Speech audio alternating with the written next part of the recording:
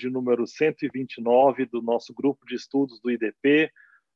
Hoje uma manhã super especial, na qual trataremos de um tema extremamente atual, extremamente importante, e desde o início já ressalto aqui, destaco, que o evento de hoje ele é uma parceria extremamente importante do IDP com o Pacto Global da ONU e com o Poder 360. E para debater o nosso tema de hoje, temos aqui uma mesa ilustradíssima.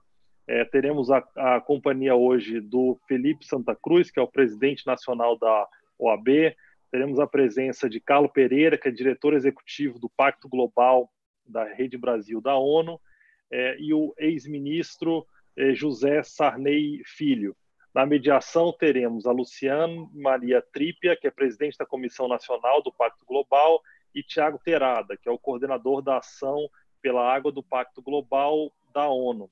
E na minha companhia teremos aqui o Leandro Frota, que juntamente comigo, com o Rodrigo Mudrovic, estamos aqui fazendo o pré-lançamento, digamos assim, do nosso Observatório do Marco do Saneamento, que é o nosso grupo de pesquisa recém-criado ou prestes a ser oficialmente lançado no IDP.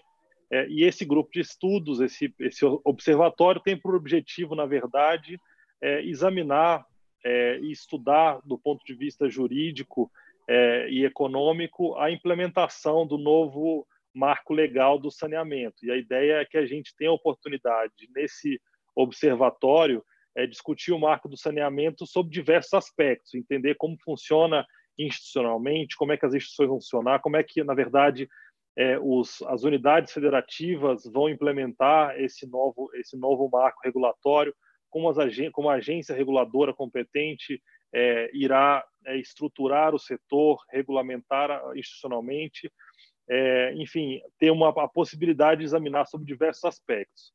Em princípio, a gente vai desenvolver uma linha de pesquisa para discutir a atividade legislativa e executiva do nosso observatório, a atividade reguladora, que será super importante na implementação, como o setor privado vai atuar, enfim, que estruturas econômicas poderão ser criadas para a exploração na verdade, continuar com esse projeto de universalização do saneamento e também discutir as questões federativas que constituem um tema extremamente importante na implementação do marco do saneamento. Então, sem mais delongas, eu agradeço mais uma vez aqui pela gentileza na aceitação do convite, uma mesa extremamente ilustrada, de absolutos experts no assunto, que poderão aí oportunizar um debate, uma análise super importante sobre esse tema atual. E, nesse sentido, eu passo a palavra aqui ao meu colega, o Leandro Frota, para fazer os cumprimentos iniciais. Bom dia, Rafael.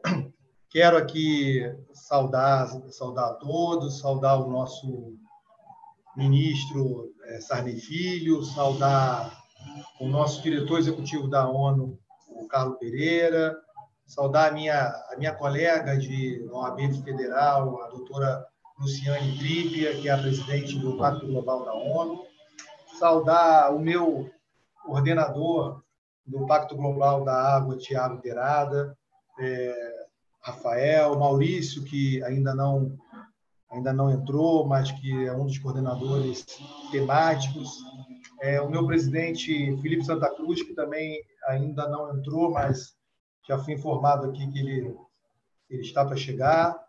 É a terceira reunião nossa, né, falando exclusivamente sobre saneamento. Só para situar vocês, a primeira nós falamos de quem foi a favor do marco do saneamento. A segunda, nós chamamos quem votou contra o marco, ou quem é contra o marco, tá? Para dar a visão deles, que é uma visão muito voltada para o setor público. E agora, esse nosso terceiro evento, uma parceria, tá? Do IDP, do Pacto Global e da OAB Federal e o Poder 360. Então, eu vou passar a palavra para os nossos debatedores, para eles fazerem as boas-vindas e dar a palavra para os nossos palestrantes. Sem mais delongas, agradeço ao IDP e tenho certeza que com esse observatório nós vamos ainda ter muito evento pela frente, muito debate pela frente, muito assunto interessante pela frente. Já contamos com a ONU, com o Pacto Global, como nosso parceiro. Inclusive, Rafael, quando o nosso observatório estiver formalizado, tá?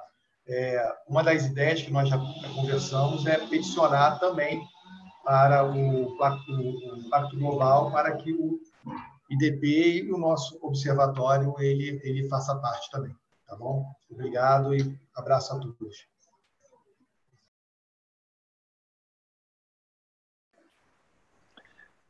E assim passamos a palavra para a mediação. Doutora Luciane, mais uma vez, obrigado pela gentileza, é uma honra estar aqui em sua presença. Está com a palavra. Bom dia, Rafael, a honra é toda minha. Eu gostaria de, primeiramente, fazer os cumprimentos.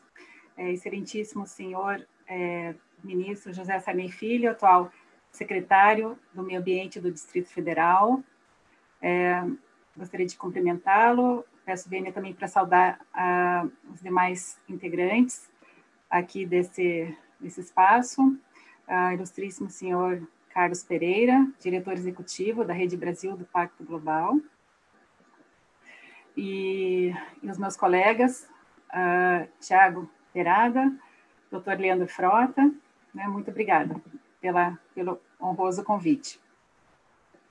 Brevemente, eu gostaria de fazer umas considerações iniciais, apenas para situar a OAB, né, dentro desse contexto do Pacto Global. Em setembro de 2015, representantes de 193 Estados-membros da ONU, entre eles o Brasil, se reuniram em Nova York para propor um plano de ação dentro de uma agenda ambiciosa, colaborativa, solidária, universal para alcançar o desenvolvimento sustentável, denominada Transformando o Nosso Mundo, Agenda 2030 para o Desenvolvimento Sustentável, a qual passou a vigorar em 1º de janeiro de 2016, almejando ser implementada até 31 de dezembro de 2030. Essa agenda que busca assegurar a efetivação dos direitos humanos, lutar contra desigualdades e injustiças, promover o crescimento econômico e agir contra mudanças climáticas, entre outros objetivos, pretende também preservar os recursos naturais do planeta, como a água, por exemplo. Dentre os seus 17 Objetivos de Desenvolvimento Sustentável, também conhecidos como ODS, orientados por ações pautadas nos 3 pilares de sustentabilidade, encontra-se o ODS 6, que trata especificamente sobre água potável e saneamento, prevendo como objetivo, abre aspas, assegurar a disponibilidade e gestão sustentável da água e saneamento para todos, fecha aspas. Para a implementação dessa agenda, no entanto, cada país pode elaborar livremente políticas públicas e programas, de acordo com suas especificidades e possibilidades, respeitando-se a sua soberania plena. Mas, ao lado dos governos, outros atores também podem e devem contribuir para o sucesso dessa transformadora agenda, com a parceria com a sociedade civil, o setor privado, a academia, entre outros. Interagindo com essa agenda, o Pacto Global, lançado pelas Nações Unidas no ano de 2000, pelo seu então secretário Kofi Annan, além de estimular principalmente o setor privado à adoção de políticas de responsabilidade social e crescimento sustentável, atua como articulador entre os seus signatários e a implementação dos ODS. Trata-se, pois, de uma iniciativa de adesão voluntária, que atualmente representa a maior rede de sustentabilidade corporativa do mundo. E é nesse contexto que se insere a advocacia, como um importante agente de transformação social. A Ordem dos Advogados do Brasil, uma das mais atuantes instituições da sociedade civil, tendo entre as suas finalidades a defesa da Constituição da República, possui relevante função social. Daí surge a sua inegável importância para contribuir com o engajamento e propagação dos princípios do Pacto Global e dos ODS. Destaca-se que o Conselho Federal é signatário do Pacto Global desde novembro de 2019 e vem adotando medidas alinhadas com os ODS. Menciona-se como exemplo a utilização de placas fotovoltaicas e a recuperação da água advinda do sistema de ar-condicionado, a qual é reutilizada na conservação do prédio, bem como na irrigação de plantas e jardins. A título de curiosidade, há no Brasil atualmente cerca de 30 escritórios de advocacia signatários do Pacto Global, além de algumas seccionais, como o estado do Rio de Janeiro, Paraná e Goiás. No âmbito do Poder Judiciário, o Conselho Nacional de Justiça vem buscando também integrar em suas metas os 17 ODS. Portanto, já finalizando as minhas considerações iniciais, destaco que a advocacia, comprometida também com a defesa do desenvolvimento sustentável, não poderia se abster de participar dessa importante discussão que versa sobre o marco do saneamento, notadamente porque o direito ao acesso à água e ao saneamento básico, embora não expressos de forma explícita na Constituição, implicitamente são considerados como direitos fundamentais e imprescindíveis para a dignidade humana. Nesse sentido, destaca-se, por fim, o artigo 1º, inciso 3º, que trata da dignidade da pessoa humana, o artigo 5º, direito à vida, artigo 196 e 200, direito à saúde, artigo 6º, entre os direitos sociais, a moradia e a alimentação, e o artigo 225, direito ao meio ambiente ecologicamente equilibrado. Essas eram as minhas iniciais considerações. Devolvo a palavra para o Rafael. Agradeço, doutora Luciane. Eu vejo aqui que o desembargador Ney Belo se juntou a nós. Desembargador, agradeço muito pela honra de sua presença aqui. Eu passo-lhe a palavra para os cumprimentos. Na verdade, só cumprimentos iniciais, depois eu faço a intervenção no debate. Queria agradecer imensamente o aceite do convite no nosso grupo de pesquisa, meu e do Rodrigo, faço isso em nome do ministro Gilmar, faço isso em nome do IDP, agradecer ao professor Carlos, agradecer ao professor Tiago, ao meu querido amigo e conterrâneo, e alguma coisa que é extremamente interessante nesses debates, é porque aqui e ali surge uma baianidade, nesse caso uma maranhensidade. Estou muito feliz em ver o Zé Sarney Filho conosco aqui. E ao professor Leandro e ao doutor Luciane, um prazer e muito obrigado pelo aceite do convite. E no debate, nós incorporamos algumas observações minhas muito particulares que eu gostaria de dividir com os senhores acerca do tema. Muito obrigado. Rafael, vamos em frente. Obrigado, desembargador. E aqui eu gostaria de cumprimentar o doutor Tiago Terada, mais uma vez agradecendo pela disponibilidade em estar presente conosco nesta manhã. Meu caro, a palavra é sua. Olá, Rafael. Em primeiro lugar, obrigado, né? Agradeço também ao Leandro pelo convite. E queria cumprimentar aqui os meus colegas debatedores, né? O doutor José Sarney Filho, o doutor Carlos Pereira, o doutor Felipe Santa Cruz, que ainda não se juntou, né? E a minha colega moderadora, a doutora Luciana Trípia, né? Muito obrigado pelo convite, muita honra dividir aqui a mesa com vocês, a mesa virtual com vocês. Complementando ali os comentários, né, que a doutora Luciane comentou acerca lá do Pacto Global, né, eu queria fazer um aprofundamento um pouco maior em relação principalmente ao ODS 6. Né? Então, o Brasil, nessa agenda pós-2015, e na discussão toda em relação aos objetivos do desenvolvimento sustentável, né, como Estado-membro da ONU, ele se tornou ali signatário dos objetivos do desenvolvimento sustentável. E aí, quando a gente olha o ODS 6 e a Agenda 2030, que, diga-se de passagem, até mais ambiciosa do que o Plano SAB, né, que tem ali uma meta de universalização de 2033, e a Agenda 2030 da ONU tem uma meta de até 2030 tratada desse tema de universalização.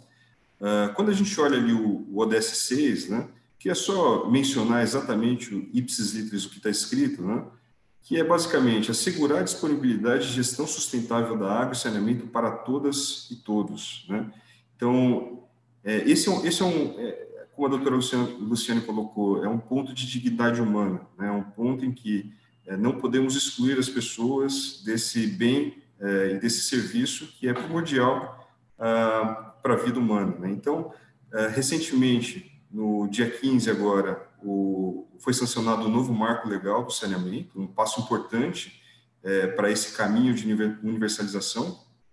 Então, Minhas considerações aqui, e acho que vou passar rapidamente aí a palavra aos debatedores, né? Mas é importante o papel das instituições para defender esses caminhos, né? Ou seja, como é que a administração pública, como é que as instituições como a ONU, como é que a OAB e assim por diante, elas, qual é o papel delas, né? Fundamental dentro desse processo, e os caminhos que o Brasil precisa trilhar, que é longo, para que ele de fato atinja aí a universalização, seja em 2030 na agenda da ONU, seja em 2033 no Plano SAB, né? Devolvo a palavra aí ao Dr. Rafael, para que a gente possa aí começar o debate. Muito obrigado. Agradeço, doutor Tiago. Dando sequência aqui ao nosso debate, eu reitero aqui meus agradecimentos pela presença do doutor Carlos Pereira e encaminho-lhe a palavra. Muito obrigado, meu caro.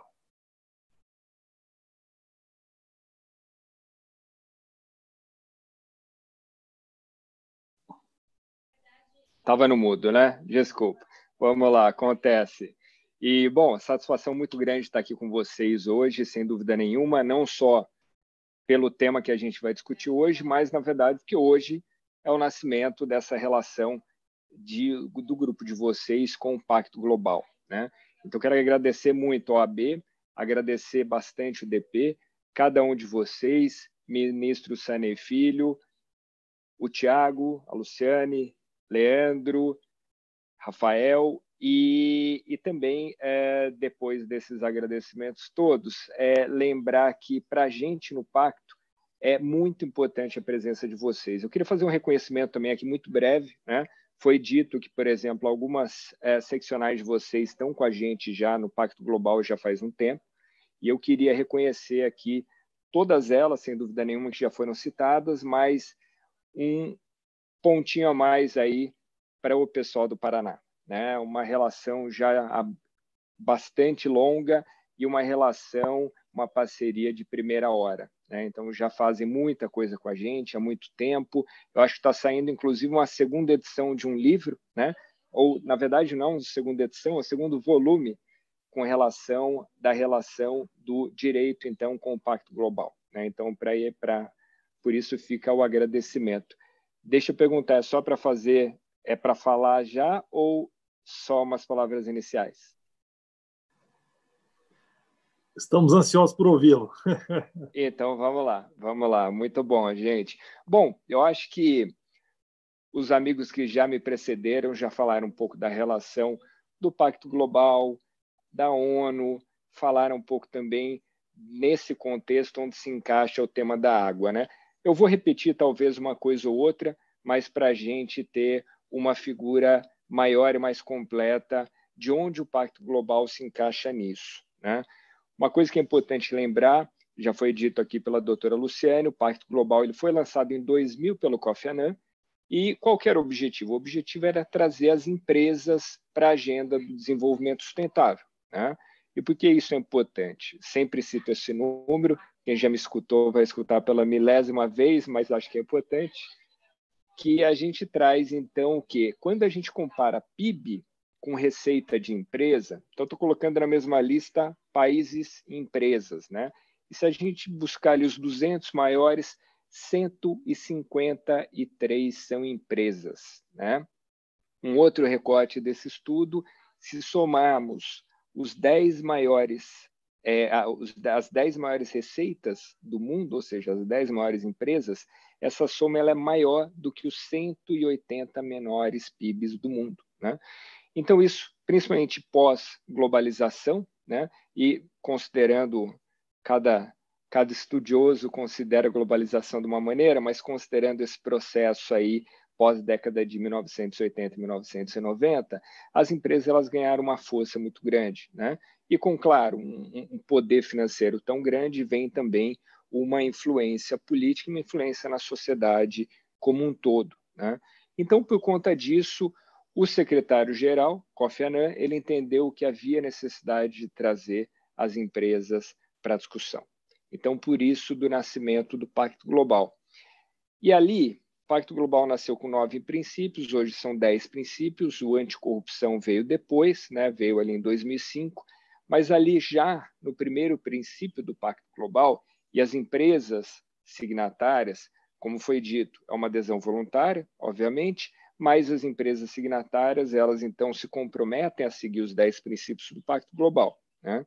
E ali o primeiro princípio já prevê, então, o respeito aos direitos humanos. E como já foi dito aqui, os direitos humanos que são de 48, a água veio muito depois, água e saneamento, veio ali em 2010, só que lembrando, historicamente, em 2002, dentro da Comissão de Direitos de Economia Social e Cultural, já havia uma previsão de colocar, então, água e saneamento como direito humano, né?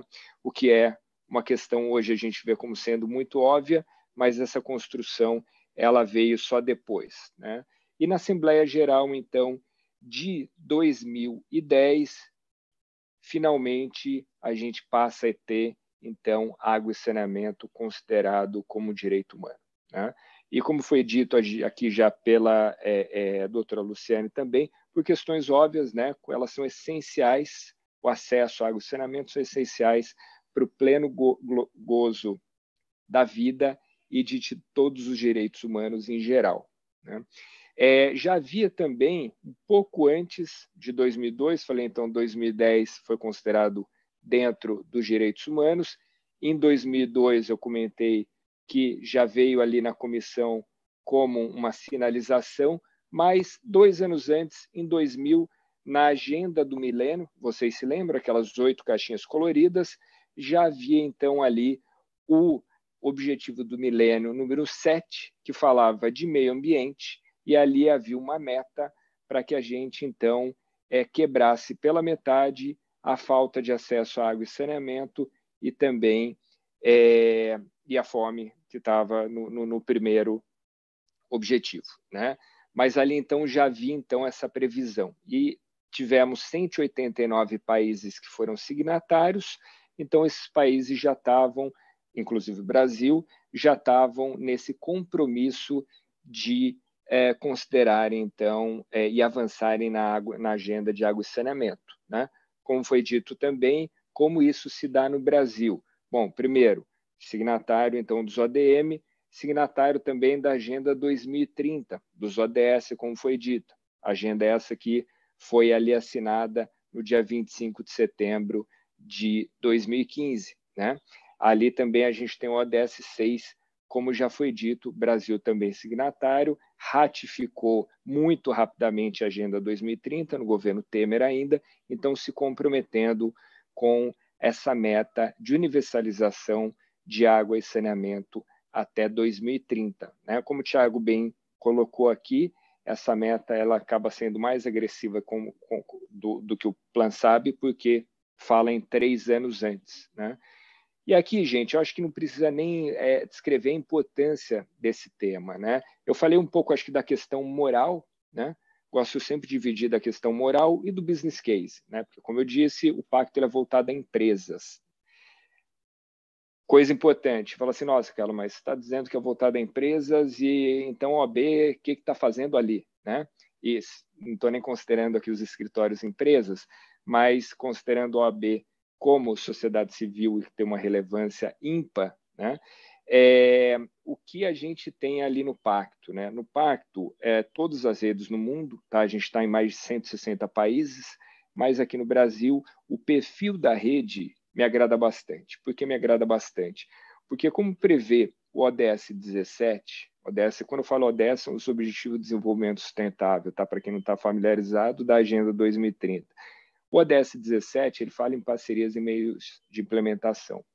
E uma coisa que está dada, como essas agendas elas são muito complexas, a gente não vai conseguir avançar em nada se não for em parceria com todos os setores da sociedade, né? Então, governo, sociedade civil e as empresas também.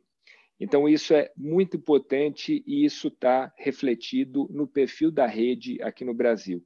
A gente tem mais de 1.000 instituições na rede aqui no Brasil e o que a gente tem? A gente tem 1/3 de grandes empresas, 1/3 de pequenas e médias empresas e o outro terço do que a gente classifica como não empresariais, né?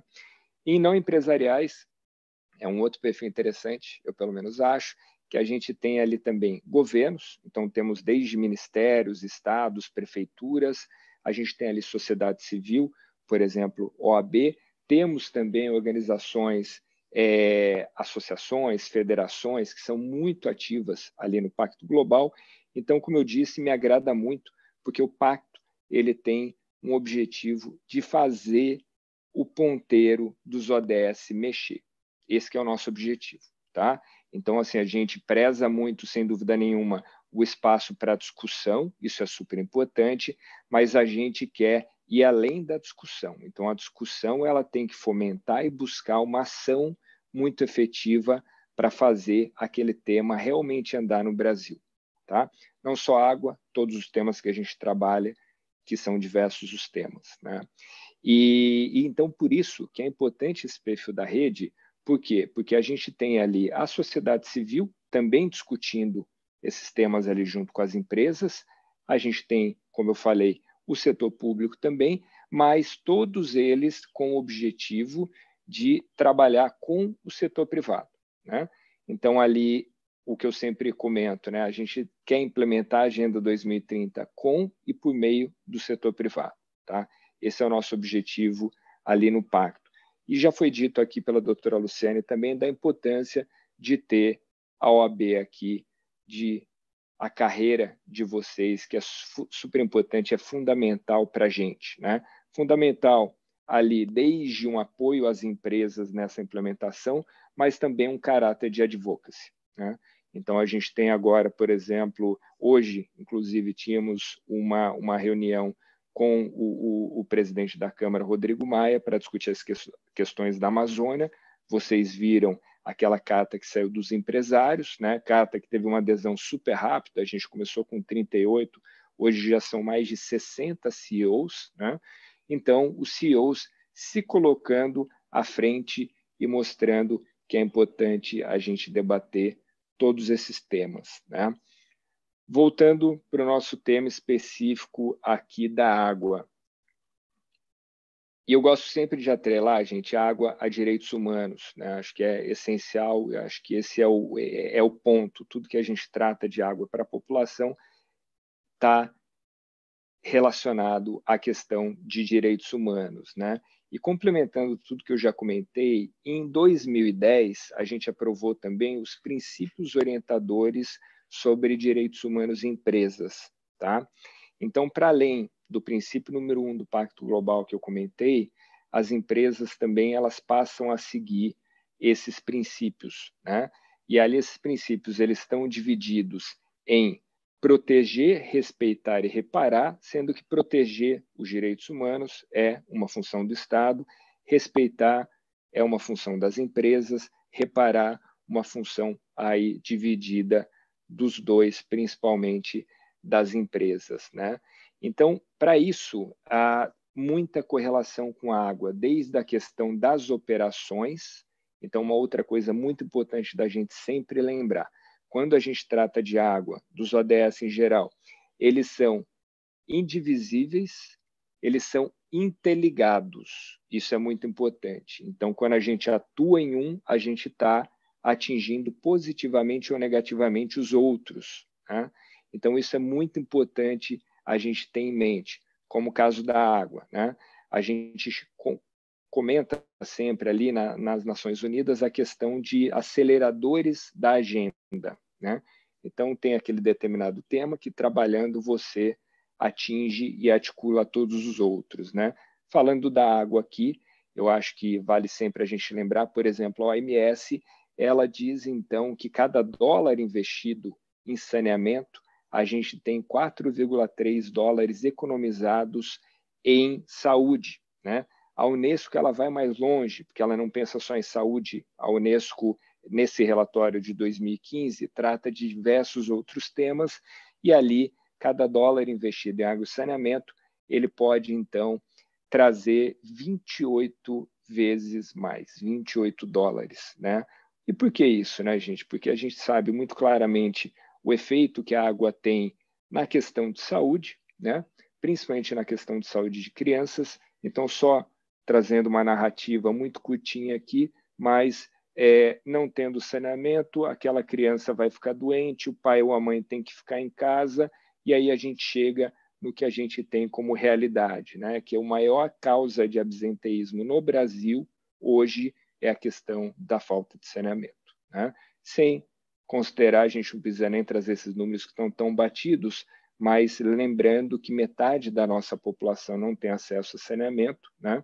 E 35 milhões aí dos nossos concidadãos não têm acesso à água de qualidade, né? Então, esse tema é de fundamental importância. Sempre costumo dizer que se a gente fosse localizar regionalmente esse tema, o Brasil está com a África subsaariana, né? E se a gente fosse colocar de maneira cronológica no tempo, esse tema leva, quando comparado à Europa, o Brasil para o século, muitos falam século XIX, eu coloco no século XVIII, né? Então, um tema fundamental que a gente tem que trabalhar, né? E, bom, aí eu já vou finalizando por aqui, aí vocês podem mais atentos falar, pô, legal, cara, eu sou de uma empresa e entendi, é importante, concordo, mas o que eu tenho a ver com isso, né? O que tem a ver foi o que eu falei, né, gente? Para além da questão moral, tem a questão do business case que está colocado, né? Que foram esses números que eu comentei, né?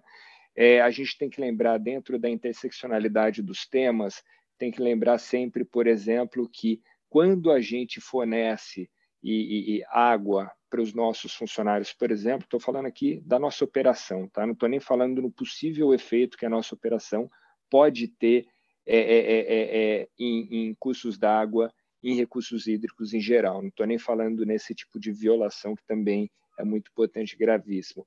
Mas dentro da nossa operação, a gente pode e tem que lembrar da questão de gênero quando a gente trata de água e saneamento, né? Tem uma intersecção aí muito forte entre os dois temas e a gente tem que observar como empresa, né? Isso é legislação inclusive, né? E, bom, acho que eu vou parando por aqui. Deixo o convite aqui para que todos entrem no Pacto Global, né? A gente tem ali, mais do que qualquer outra coisa, a gente é um movimento, né? Um conjunto, é uma comunidade ali tentando, então, atacar esses problemas dos ODS, como eu comentei, né? O Tiago, e agradeço muito aqui novamente o Tiago pela liderança na plataforma de ação de água, tem ali uma infinidade de projetos que acontecem simultaneamente e eles só acontecem porque tem a rede trabalhando como rede, né? Então, temos ali, o Tiago lidera a plataforma como um todo, mas a gente tem várias ali subplataformas, eu diria, com diferentes lideranças, né? Então, é isso, é a rede trabalhando como rede. Cada tema que eu comentei tem de 70 a 150 instituições participando das plataformas de ação. O de água, o Tiago poderia falar melhor, mas eu imagino que tem aí na casa de 100, 120 organizações ali pensando isso, né? E outro tema que está vindo aí com muita força também para finalizar mesmo é a questão dos oceanos, né?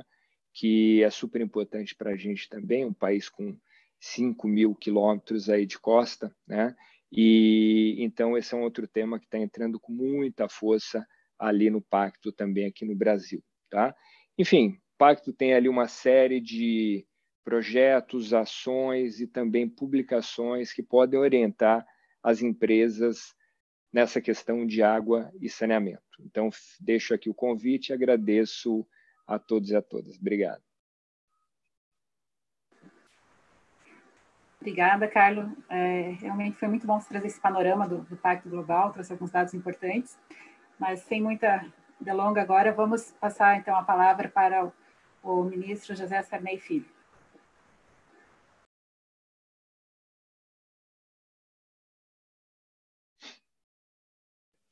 Pronto.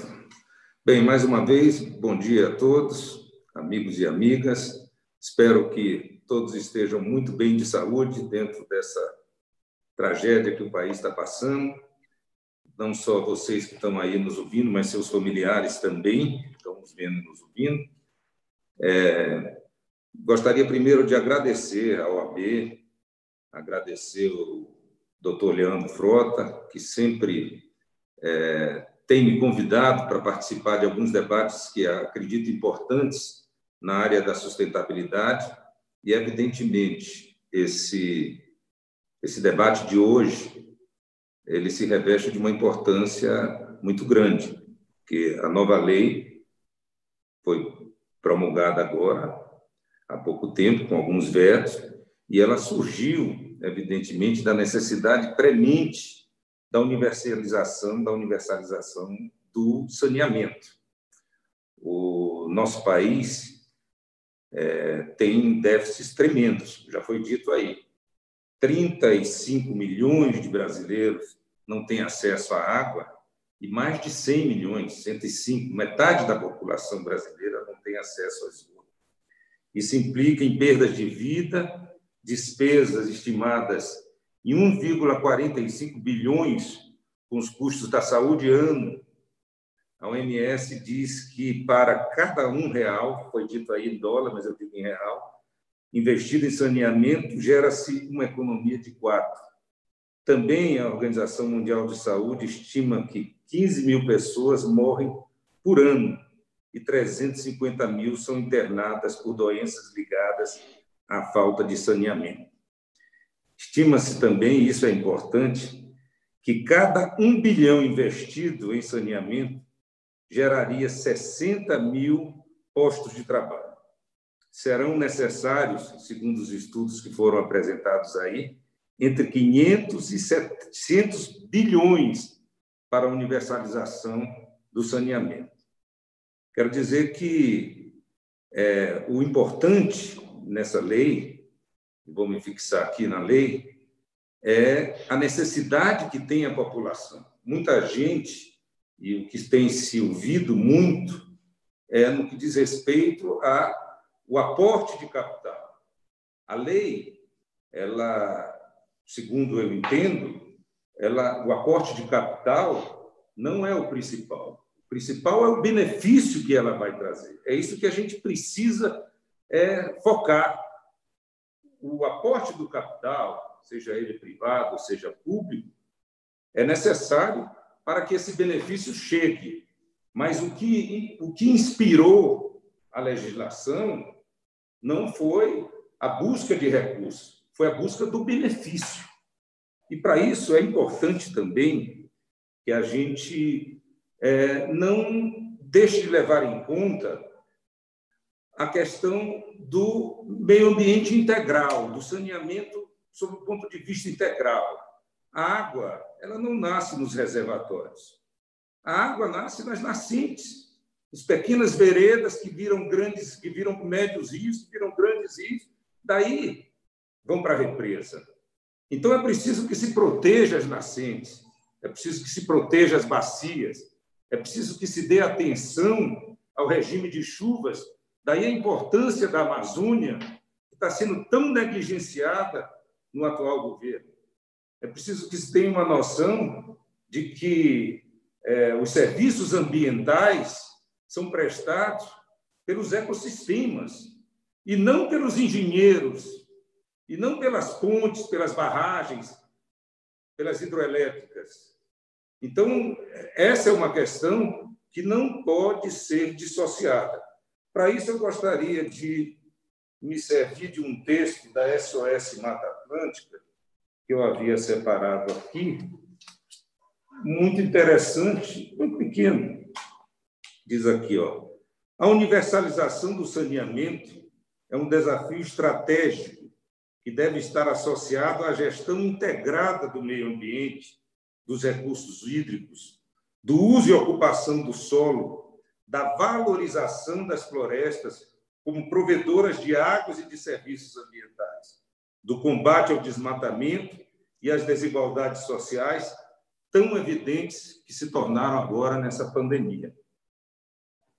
Além disso, o marco regulatório, que foi feito para dar segurança aos empreendedores, ele carece de recuperar ele, por si só, ele não recupera a credibilidade do país, que está tão abalada por esses fatos que nós todos conhecemos. Então, essa é uma questão que a gente não pode dissociar dessa discussão. É lógico que o modelo antigo, o modelo modificado, ele não deu os resultados esperados.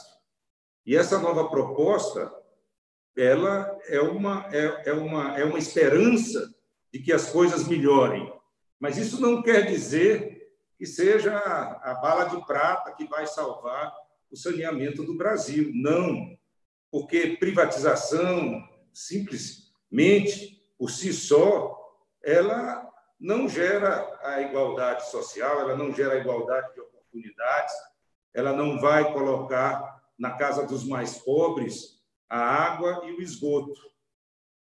O que vai colocar são as políticas públicas, são os contratos, que precisam ser muito bem feitos, transparentes, que precisam da sociedade estar atenta a esses contratos.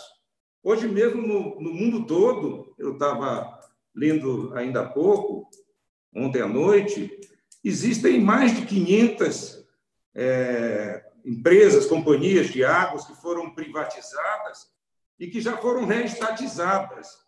Então, isso é uma coisa que a gente não pode deixar de levar em conta. Não vamos pensar que, pelo fato da gente ter uma legislação que foi bem discutida, que é moderna, que da segurança jurídica, que isso, por si só, vai resolver, vai atrair o capital estrangeiro, vai atrair o capital nacional e, por si só, vai resolver o problema da universalização do saneamento. Até mesmo porque o capital privado não visa fazer justiça social, visa o lucro. Então, é preciso que essa amarração seja muito bem feita e é preciso que haja uma participação muito efetiva da sociedade atenta a esse novo marco legal, as consequências que ele vai gerar. Eu diria também que é lógico que a questão da universalização, tal como foi posta, ela vai ao encontro, sim, dos nossos compromissos internacionais. Já foi falado aqui da ODS 6. Também o fato de não ter sido caracterizado na lei como direitos humanos deixa uma lacuna, sim, porque não são aquelas pessoas que vivem em situação difícil, de rua, aquelas pessoas isoladas, vamos falar até mesmo das comunidades indígenas, que, quando elas, na universalização, tal como foi posta, elas não são objetos efetivos dessa preocupação. Então, essa é outra questão, é uma outra faceta dessa lei que precisa, evidentemente, ser melhor apurada, melhor aplicada, e é lógico que isso pode, através dos regramentos, ser resolvido. Então, a princípio, eu diria que nós temos que discutir esse novo marco legal. Ele é uma saída para o estado das coisas que estão hoje vigindo, mas é preciso que a gente se preocupe com a sua implementação. E eu quero ser muito franco. O atual governo ele não tem se mostrado competente para determinadas ações, principalmente nas ações socioambientais. Então, é preciso que haja, como eu já disse, uma visão integrada da questão do saneamento. Não pode ser uma visão só empresarial, uma visão separada do saneamento, como se fosse apenas uma obra de engenharia. Uma obra de engenharia, se ela é mal feita, com dinheiro ela pode ser corrigida, mas uma biodiversidade, quando é destruída, um rio, quando é assoreado, ele dificilmente é reconstituído. Demora muito tempo quando pode ser reconstituído. Haja visto aí a tragédia de Mariana.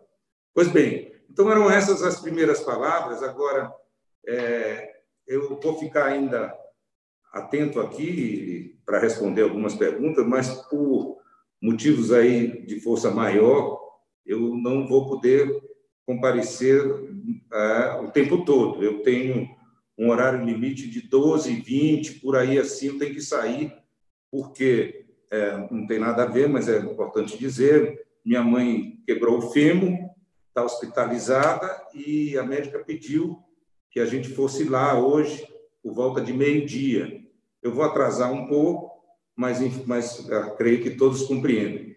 Quero também aproveitar, antes de encerrar minhas palavras, para agradecer a todos aqueles organizadores que estão presentes aí e também, é lógico, dar um abraço muito afetuoso, carinhoso no desembargador Ney Belo, meu conterrâneo, uma referência jurídica, um orgulho dos maranhenses pela inteligência, pelo preparo e pelo desempenho com quem tem se saído em todas essas questões, não só jurídicas, mas também sociais. Então, meus agradecimentos a todos. Eu ficarei ainda aqui, mas sem precisar interromper. Na hora limite, eu vou me retirar da reunião. Obrigado a todos.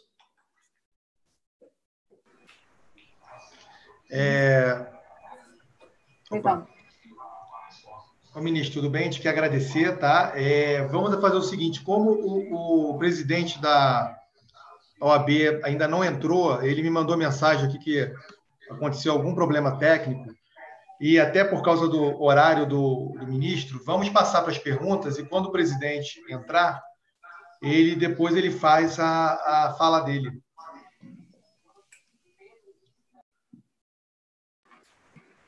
Perfeito. Ministro Sarney Filho, muito boas suas considerações também, assim como o Carlos do Pacto Global, acho que traz importantes contribuições, né, para esse debate. Primeiramente, estímulo e saúde para sua mãe, né? Acho que obrigado. Essa é a prioridade, né? Sim, faz, sem dúvida. Retirar, claro, perfeitamente compreensível. O senhor traz, eu entendo que essa proposta há uma esperança, sim, né? Acho que todos temos, mas ela não vai salvar, né? Ela é uma boa saída, mas há uma preocupação com a sua implementação, né? Eu fiquei me perguntando aqui como ficaria essa questão da fiscalização, né? Acho que como adotar uma fiscalização para que a gente não incorra naquelas situações que, como o senhor bem lembrou, de instituições em outras partes do mundo que houve a privatização e agora estão retrocedendo, né? Estão voltando. Talvez em algum momento tenha faltado, entre os problemas, né? Mas talvez uma efetiva fiscalização talvez tivesse, né, evitado a situação. Então, eu gostaria de ver para o senhor, na sua opinião, o senhor também entende que uma fiscalização assim adequada seria, né, acho importante, e como que seria operacionalizar isso? Bem, eu acho que o ponto principal é um instrumento de regulação que vamos ter. Esse instrumento de regulação ele tem que ser transparente e a sociedade civil tem que manter o controle sobre a realização daquilo que for regulado, daquilo que tiver no edital da concorrência. Eu acho que, assim como eu sempre defendi, vou sair um pouco para vocês terem uma noção, eu sempre defendi que o monitoramento do desmatamento na Amazônia fosse em tempo real e fosse colocado didaticamente na internet para que as pessoas pudessem acompanhar a fiscalização social. É muito importante. Eu acho que nós devemos caminhar para isso. Hoje, a sociedade já está bem madura, os instrumentos de fiscalização eletrônicos estão muito mais acessíveis, e eu acho que quanto mais transparência, quanto mais acesso a população tiver, melhor será a contribuição e a fiscalização da sociedade. Corretíssimo. Em tempos que a gente tem uma tecnologia tão avançada, né, eu penso que isso talvez vai facilitar bastante. Eu vou passar a palavra para o meu colega Tiago, ver se ele gostaria de fazer alguma pergunta para o ministro, até aproveitando que ele daqui a pouco vai ter que se ausentar. Lógico. Ministro, é um prazer, gostaria de cumprimentá-lo e saúde para a senhora e sua mãe. Aproveitando o ensejo, né, uma das questões que vieram à tona com o novo marco regulatório do saneamento foi a questão da ANA, né, tendo um papel importante aí nessa regulação, que vai muito de encontro ao que o senhor estava dizendo ali acerca da fiscalização, né, da efetiva regulação e assim por diante, né. E aí, lembrando, a questão de água, né, e o senhor citou muito bem a questão dos biomas, né, e referente a isso, até saudando que recentemente o Brasil ratificou o protocolo de Nagoya, e a água, né, tem um papel importante nessa questão de proteção da biodiversidade, entre outras questões para esses ecossistemas, né? Então, como é que o senhor vê o papel da ANA, né, a importância do papel da ANA justamente no encontro dessa efetiva transparência e necessidade de maior regulação por parte da agência, né? Bem, eu fico muito à vontade, porque a ANA foi criada por iniciativa minha, quando eu fui ministro do Meio Ambiente, no segundo mandato do presidente Fernando Henrique. E ela foi criada justamente para implementar a política de recursos hídricos no Brasil. E ela cumpriu o seu papel. Hoje é uma agência muito bem estruturada, tecnicamente muito boa, e eu acredito que, ao contrário de muitos que criticaram, que discordaram da ANA ficar encarregada dessa normatização, regulação, eu acredito que a ANA é o organismo mesmo, é a agência mesmo mais preparada para isso. O que eu logo, quando essa discussão começou, eu já era ministro de novo, a segunda vez no governo do presidente Michel Temer, eu disse que o que precisa é estruturar a agência para essa nova ampliação de competências. Então, acredito que a Agência Nacional de Águas tem condições e, desde que se faça uma estruturação, é lógico, precisa de mais gente, novas competências, novas missões, precisa de mais pessoal, e então eu acredito que a ANA, sim, ela está preparada para isso, com certeza.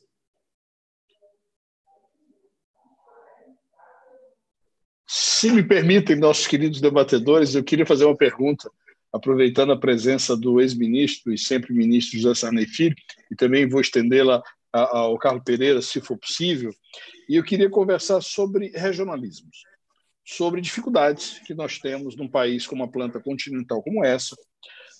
Nos tempos, e aí já vão tempos saudosos que eu dava aula no PNUMA, para discutir exatamente a questão de formação dos juízes ambientais da América Latina, uma coisa que a gente via é que discutir saneamento, discutir água em El Salvador, em Belize, ou, enfim, mesmo no Peru, alguns países onde eu tive, não era a mesma coisa de discutir uma cidade como Buenos Aires e, evidentemente, uma cidade como São Paulo. O Brasil tem todas essas realidades somadas. Uma solução que nós encontremos para a questão do saneamento de São Paulo não será a mesma de Marajá do Sena ou de Belágua. O Sarney Filho sabe exatamente do que eu falo. Não será a mesma opção.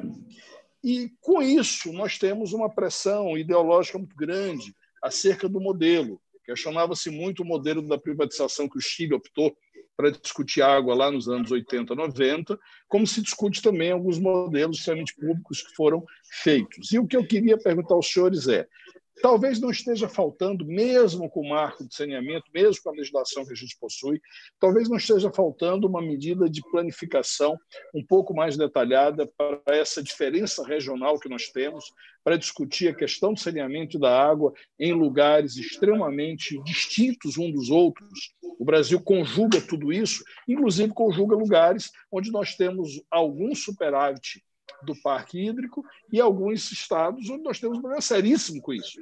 Então, na verdade, qualquer solução nacional, ela será, e aí vai me permitir um xiste, ela será uma solução caolha, ela será uma solução cega, na medida em que ela terá uma dificuldade muito grande de adequar-se a todos os modelos. Então, a pergunta é, não precisaríamos agora, no segundo patamar, já que a gente tem o marco legal necessário, nós não precisaríamos do detalhamento, quiçá administrativo, ou mesmo de legislação infraconstitucional para definir esse detalhamento numa planta continental como nós possuímos. Eu agradeço a presença de ambos, muito obrigado por terem aceito o nosso convite, e fica então a pergunta, pedindo desculpas ao Tiago e ao Leandro por ter atravessado a mediação de ambos. Obrigado. Essa é a pergunta. Bem, eu diria o seguinte, que nesse marco legal há um espaço discricionário para que os estados, as prefeituras, os regionais possam colocar as suas particularidades. Há esse espaço.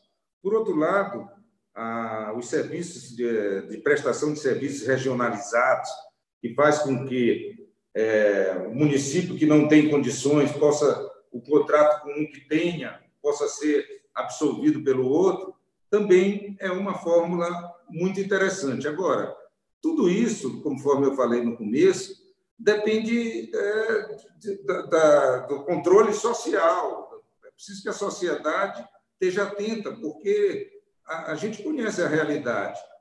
Se for uma prefeitura, digamos assim, você, Neibelo, conhece bem aquelas prefeituras nossas lá, sem condições técnicas e tudo, elas podem, sim, ser influenciadas, até mesmo no seu próprio edital, e aí fazer uma bobagem qualquer que não vá ao encontro da necessidade de universalização. Mas não é simples, é complicado, mas eu acredito que, primeiro, se fizermos a regulação, se a regulação puder atingir ao todo, dando aos municípios, aos titulares. Esse é outro problema também que eu gostaria de colocar, eu talvez não esteja aqui quando isso for discutido, mas há muita gente questionando, dizendo que esse novo marco atinge a titularidade dos municípios, isso pode dar questões incondicionais. Mas é outro assunto que vocês depois vão ter a oportunidade de debater aí, eu já não vou estar mais presente, mas vou, evidentemente, colher as opiniões aí que forem dadas. Então, eu acho que, sim, essa preocupação é procedente, desembargador Neibelo, mas o próprio marco legal, a própria lei, ela dá esse poder discricionário de, na hora do edital, incorporar essas particularidades.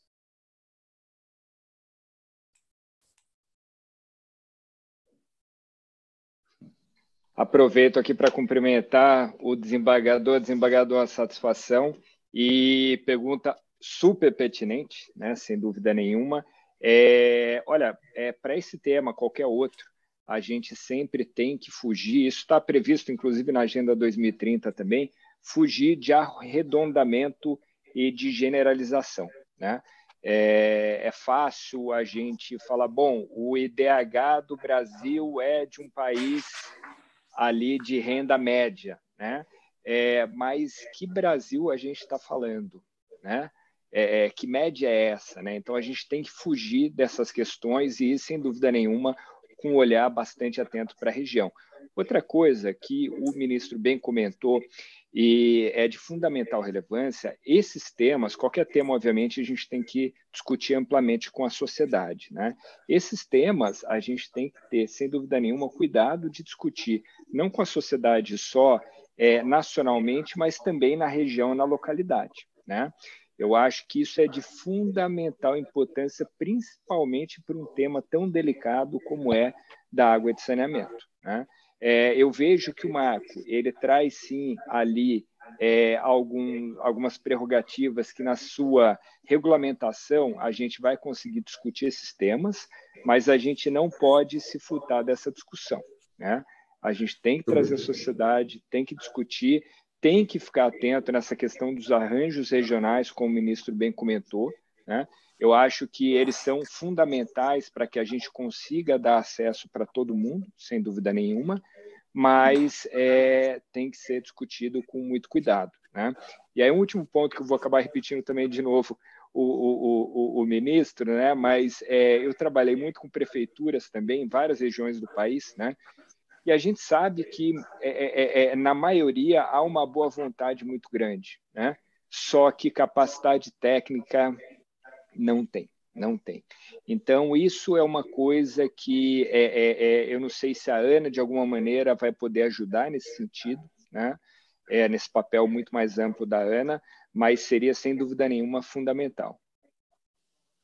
Muito bem.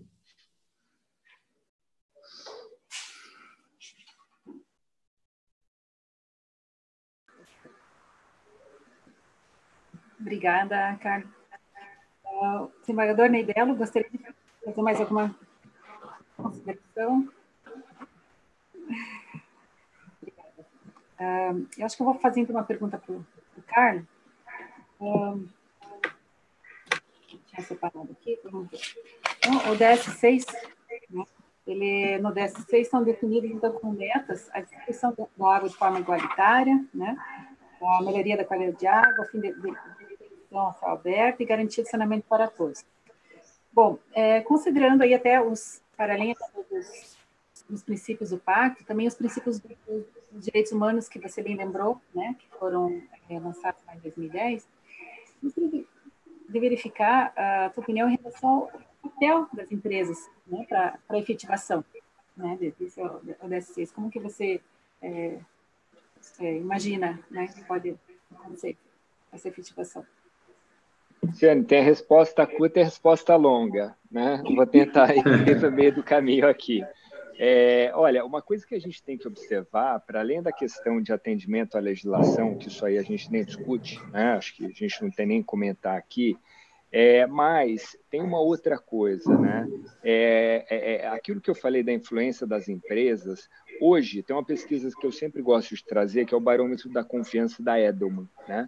Barômetro da confiança, 2019, estou falando, já saiu 2020, mas tem os números na cabeça de 2019, mostra o quê? Quando a gente fala em confiança, 28% das pessoas confiam no governo, tá? 41% na mídia, 56% nas empresas e 77% no meu empregador, ou seja, na empresa onde aquela pessoa trabalha, né? Então, isso coloca um desafio e uma responsabilidade ainda maior em todas as questões aí para as empresas, tá? Tem um outro dado nessa pesquisa que eu gosto muito também, que 78% das pessoas, né, por aí, beirando 80%, tá? O número pode estar errado em 2 pontos aí, mas beirando 80%, entendem que os CEOs, eles devem atuar nas questões da sociedade sem esperar o governo, tá? E o que quer dizer isso? Não quer dizer, e aí traz uma bagunça conceitual muito grande, né? Porque não quer dizer só que a sociedade espera dos líderes empresariais que as operações dessas empresas elas não prejudiquem a sociedade, o meio ambiente, etc., etc., mas eles querem que, por conta desse poder e influência que essas pessoas têm, que eles atuem de maneira proativa para a sociedade, né? Tem uma anedota que eu trago que é interessante. Estava vendo uma discussão uma vez lá com o professor Michael Potter e ele estava então uma entrevista que acho que dá muito retrato aí, né? Uma entrevista de um CEO da Gap, da marca de roupa, e o CEO da Forbes, né? Um entrevistando o outro, o CEO da Forbes perguntou, falou, olha, e aí, né? Pergunta muito na direção do que você me disse, você me perguntou agora, né? O CEO da Gap falou que ele estava numa confraternização da empresa, onde ali estavam, então, não só pessoas da atual gestão, mas de gestões anteriores, né? Ele falou que tinha um senhor bem mais velho olhando para ele, né? E aí ele foi lá conversar com o senhor, falou, olha, por que o senhor está me olhando tanto, né? Desse jeito, com essa cara meio de dó, né? Aí falou que ele virou e falou assim, olha, como você sabe, eu já fui CEO há 30 anos atrás, né? E na minha época era muito mais fácil, né? Então, eu acho que isso traz, então, a expectativa que a sociedade tem, né? Só vamos lembrar aqui, por exemplo, do que eu estou falando, né? O Business Roundtable, que reúne ali os maiores CEOs americanos, né? Então, os maiores mesmo, né? Então, Amazon, Apple e vai por ordem alfabética, mais de 100 deles. Eles estão discutindo e, na verdade, se comprometeram a trabalhar na questão de moradia, né? Moradia, que é uma coisa, pelo menos aqui no Brasil, a gente entende como sendo uma coisa ali que está na Constituição, uma coisa que o governo, de alguma maneira, deveria ajudar a endereçar, né? E então, essa divisão, que, claro, a gente tem muito claro em legislação, né? Ela deixa de ficar claro na expectativa das pessoas, né? E aí, para finalizar, a gente tem hoje esses fundos voltados à sustentabilidade. O ministro falou da questão da Amazônia, por exemplo, como que é super importante, fundamental para toda a questão do ciclo da água no Brasil, questão dos rios voadores que vêm para o Sudeste, que então providenciam água para a agricultura brasileira, por exemplo, né? Então, e aí por isso que não só os fundos foram falar de Amazônia com o governo, mas também os empresários brasileiros estão falando, né? Porque está tudo, como eu comentei inicialmente, interligado. Então, e aí vou na parte rápida da resposta, né? Essa foi a parte longa. A parte rápida é o seguinte: sem dúvida nenhuma, tem que olhar a operação, tem que olhar para fora do portão da empresa também, tá? E aí, quando eu falo para fora do portão da empresa, estou falando da sociedade, a comunidade do entorno, mas sim, os CEOs têm uma expectativa que eles atuem de maneira ativa, né? Ativistas mesmo, para a sociedade em geral. Isso, para fechar, não é o Carlo que está falando, tá? Isso quem está falando é o secretário-geral, mas da ONU, não é o secretário-geral só também. É o Klaus Schwab, do Fórum Econômico Mundial, no novo manifesto do Fórum Econômico Mundial, agora de 2020. É também o Larry Fink, presidente e fundador do maior fundo do mundo, que tem 8 trilhões sob gestão, né? Então, ele fala que a empresa tem que ter um propósito, esse propósito tem que ir para além do lucro e estar alinhado aos desejos e anseios da sociedade, né? Então, é isso, né? Enfim, e na questão da água, mais diretamente, há uma série, como eu falei, de ferramentas que ajudam esse CEO a pensar como que ele pode atuar para melhorar a gestão de recursos hídricos da sua própria empresa, sua própria operação, mas como ele pode ter uma atuação para além das operações da empresa também. Carlos, muito obrigado. Desculpa, só para... Queria complementar rapidamente, desculpa, Thiago. Eu vejo assim que realmente o papel dos CEOs é extremamente importante, né? Isso trazendo também para outras instituições, né? Acho que como no nosso caso, a OAB, Poder Judiciário. Então, à medida em que a gente percebe que há um engajamento de cima para baixo, né? Eu acho que aumenta-se, amplia-se muito mais, né? Potencializa-se, né? A possibilidade de implementar aí os ODS, né? E também gostaria de devolver um elogio, eu agradeço pelo reconhecimento, né, do trabalho que as comissões do Pacto Global vêm realizando, mas, de outro lado, a Rede Brasil, de fato, sempre deu muito apoio, muito suporte, né, para que isso acontecesse, né? Então, também agradeço muito, né, a Rede Brasil, né, na sua pessoa, que até pessoalmente, né, tem comparecido nos eventos, né? Muito obrigada. Thiago, com você. Só cumprimentá-lo, cumprimentar o Carlos, né? Muito bacana aí a sua fala em relação a isso, né? E aí, aproveitando, cumprimentar o desembargador Nibelo, né? O ponto que ele traz de referência é muito importante, né? Quer dizer, os órgãos de controle vão ter um papel fundamental dentro da implantação efetiva desse marco legal, né? E para que a gente, de fato, possa caminhar para a universalização, seja 2030 ou 2033. Né? Então, o OAB, Poder Judiciário, Ministério Público vão ter um papel fundamental nisso. Né? Então, acho que isso é muito bacana. Além disso, né, tem a questão regional. Né? os habitantes, né, quer dizer, a população, ela muitas vezes está preocupada com a sua lagoa, né, com o seu rio, muito no âmbito local, né? Então, essa iniciativa de IDP, em conjunto com a AB, né, é extremamente importante nesse sentido, e fica aqui a provocação, né, para que a gente consiga levar isso para cada localidade ali, talvez para cada estado, depois municípios maiores, enfim, para que a gente possa discutir efetivamente, né, os problemas daquele município e como o marco legal do saneamento e como o ODS 6 de fato pode ser transformado ou pode transformar a realidade daquele município, né? Então, eu acho que vale a pena a gente pensar também aqui, né, e fica essa provocação para o pacto também, de como levar a mensagem, né, da universalização, as necessidades de universalização no âmbito local, né, no âmbito do Estado, no âmbito do município e assim por diante, né? Tiago, e você nos lidera no tema, né? E então, assim, mais o que você disser está dito, mas, para além disso, institucionalmente, é claro, não é só um desejo, como é missão do pacto, né? Então, conta com a gente, com certeza. Passo a palavra agora ao Dr. Leandro e ao Dr. Rafael, né?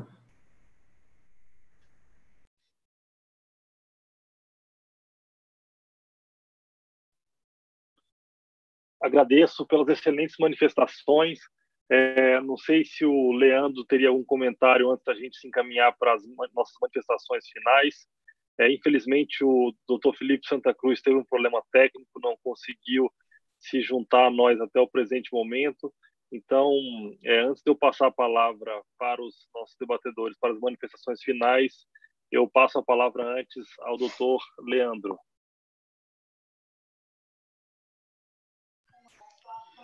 Obrigado, Rafael.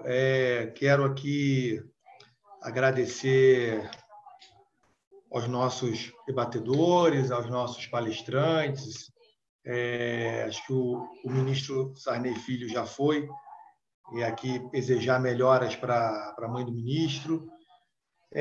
Dizer que estou, e aí para o Carlos e para o Tiago, né, que eu estou extremamente animado. Tá? Eu acredito que eu até conversei isso com a Luciane, conversei isso com o Felipe, que a nossa parceria, ela não só ela vai render bons frutos, como vai ser uma parceria bem longa. Tá? Eu vejo que nós temos, antes de mais nada, uma grande missão, que é tentar resolver esse problema crônico, tá, da água e do esgoto aqui em nosso país. Carlos, eu fiquei feliz com as suas falas, porque eu costumo sempre abrir as minhas palestras, quando eu falo de saneamento, dizendo que eu sempre sofro um paradoxo. Por que um paradoxo? Porque, primeiro, eu fico feliz que a sociedade esteja discutindo um tema que nunca foi tão discutido.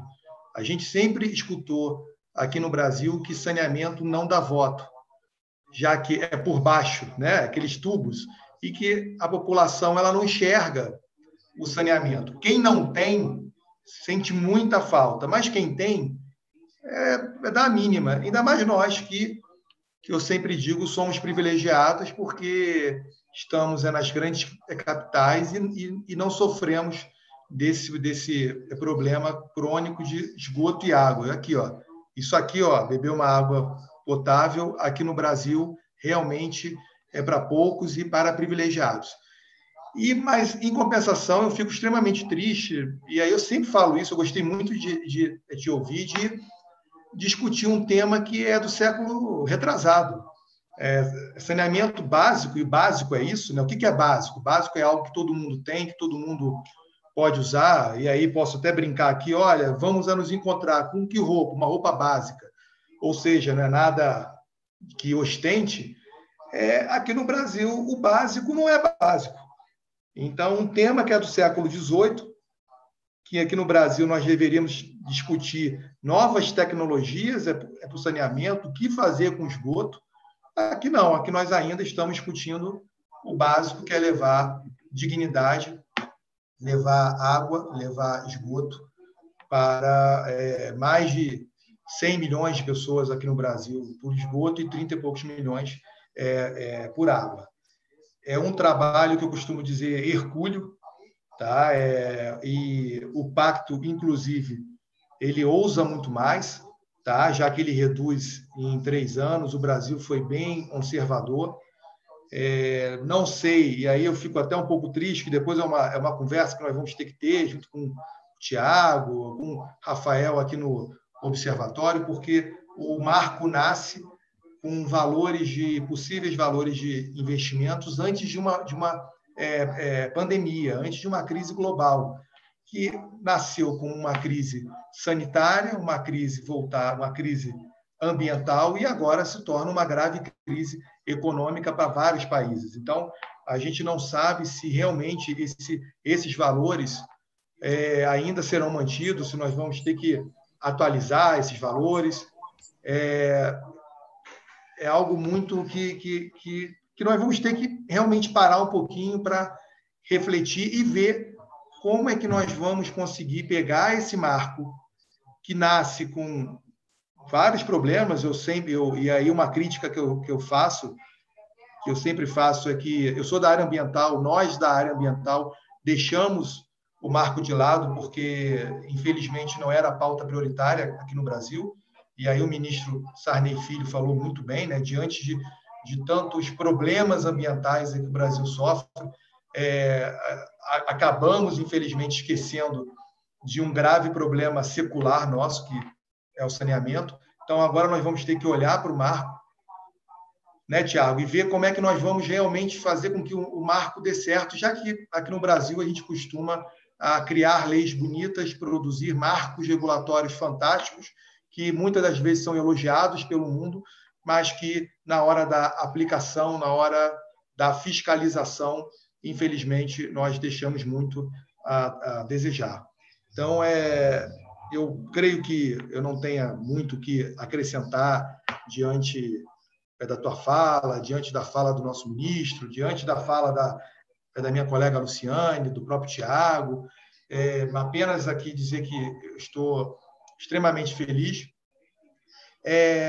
O nosso presidente da Ordem, infelizmente, ele não conseguiu entrar aqui no nosso evento, porém, uma coisa que ele até falou para mim, me ligou e aí pediu que eu transmitisse, Luciane, ele é extremamente empolgado com o Pacto Global, inclusive foi ele que foi a Nova York assinar,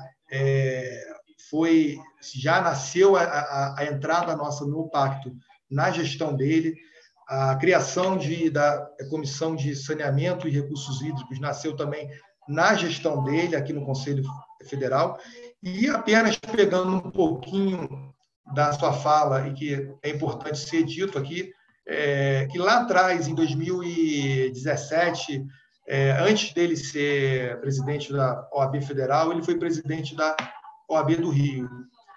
E lá no Rio nós criamos a primeira comissão voltada exclusivamente, eu tive até o privilégio de ser presidente, que é a Comissão Especial de Governança dos Oceanos, ou seja, foi uma comissão voltada exclusivamente para tentar resolver ou ajudar na problemática dos oceanos, que nós sabemos aí que tem milhares aí. Então, fizemos pressão para resolver o problema aqui no Brasil do tráfico de tubarões, que é um problema grave no mundo. Participamos muito da ampliação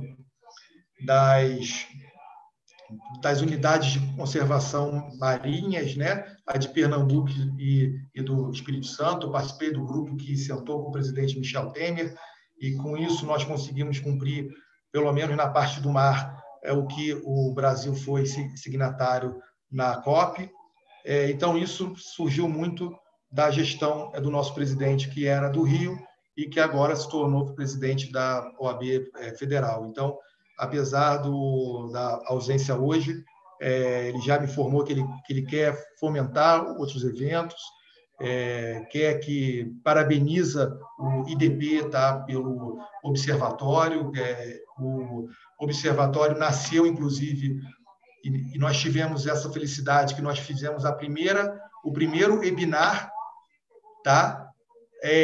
Pós-assinatura do marco regulatório, pós-sanção, porque a sanção ocorreu 13h e nós fizemos o nosso webinar 14h. Então, nós já fizemos esse webinar super atualizado com o que foi sancionado, com o que foi vetado. Tivemos uma discussão de altíssimo nível e tenho certeza que agora, com essa parceria nossa do Pacto Global da Água, aí, coordenado muito bem pelo Tiago, a OAB, tá? E junto aí do nosso presidente Felipe Santa Cruz, que é o grande comandante, a nossa Luciane, que vai coordenar, que preside a nossa comissão do Pacto Global, já por uma lato, né? Ou seja, cabe a ela depois coordenar todas as comissões temáticas que têm a ver com as ODS. Nós vamos ter até já estou aqui me adiantando aqui para a Luciane, nós vamos ter uma reunião, se eu não me engano, mês que vem, em agosto, final de agosto, com todas as comissões para a gente dar esse devido andamento aí do pacto, e aí, inclusive, já vou até depois prestar contas para ela e para o nosso presidente, e o nosso observatório, tá?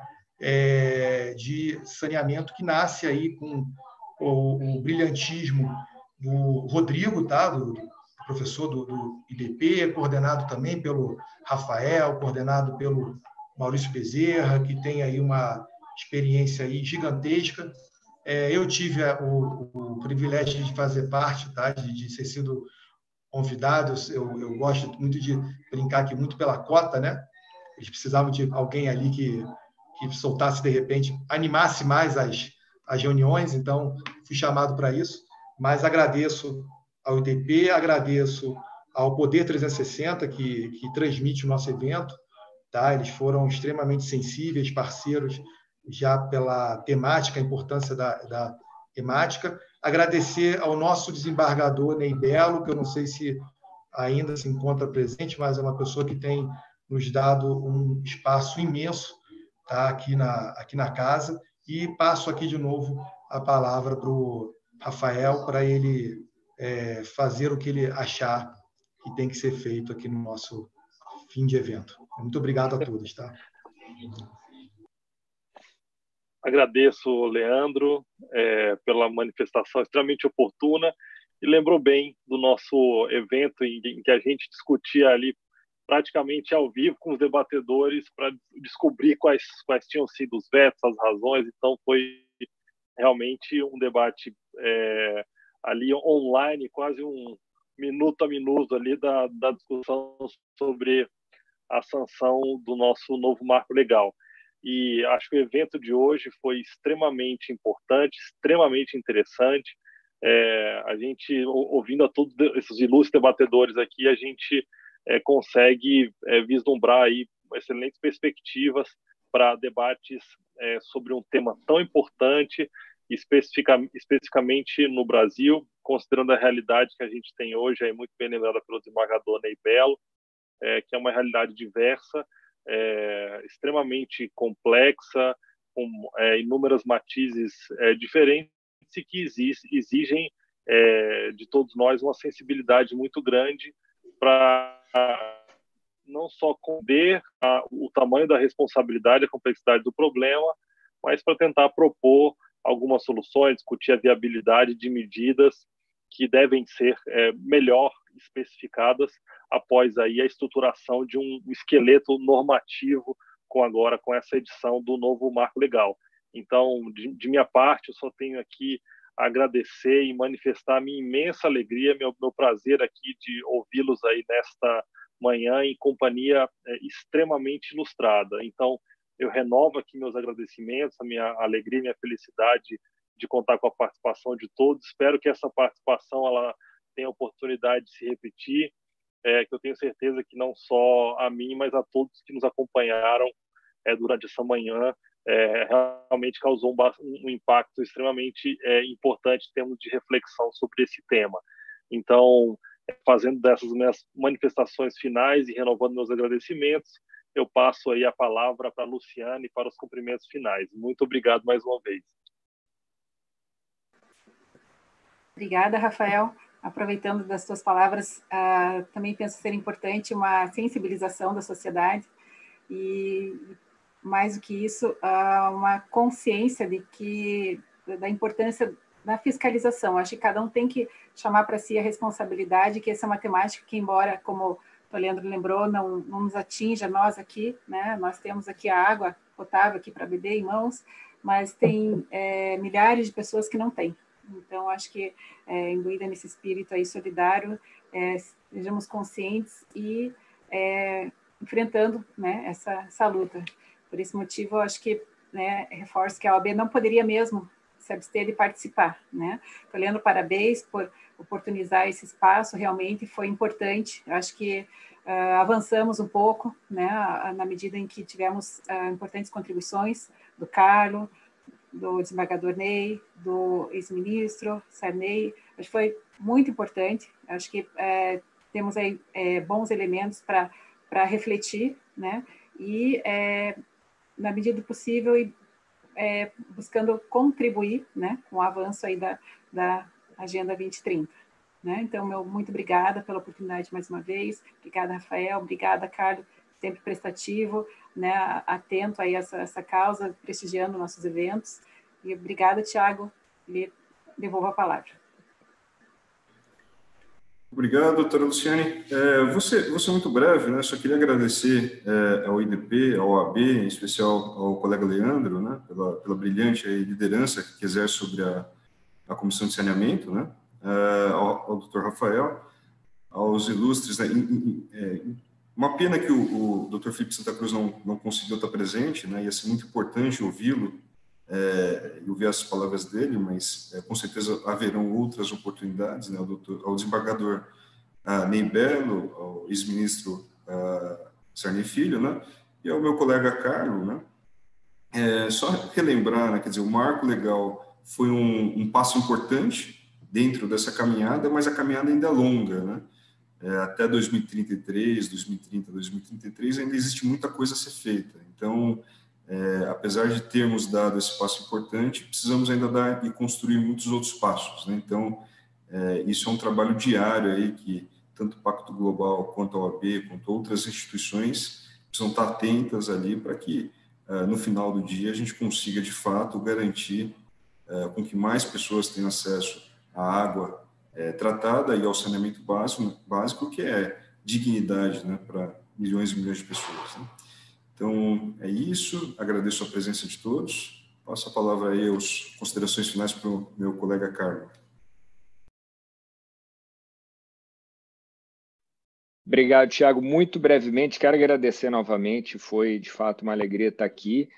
E reforçar o que o Tiago acabou de comentar, né? Que, na verdade, o marco foi importante, mas a gente tem aí uma caminhada de pelo menos 10 a 15 anos aí, ou seja, uma caminhada longa, e para isso todo mundo vai ter que trabalhar, e para isso contem com o Pacto, com certeza. Obrigado.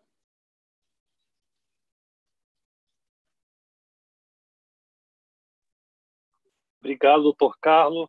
Então, finalizando aqui o nosso debate de hoje, nessa manhã super proveitosa, eu renovo aqui meus agradecimentos, desejo a todos aí um excelente dia, uma boa tarde, espero revê-los aí muito breve. Um grande abraço, gente. Abraço, tchau, tchau. Obrigada, abraços a todos. Obrigado, tchau, tchau. Abraço, tchau, tchau, hein? Tchau, tchau. Obrigado.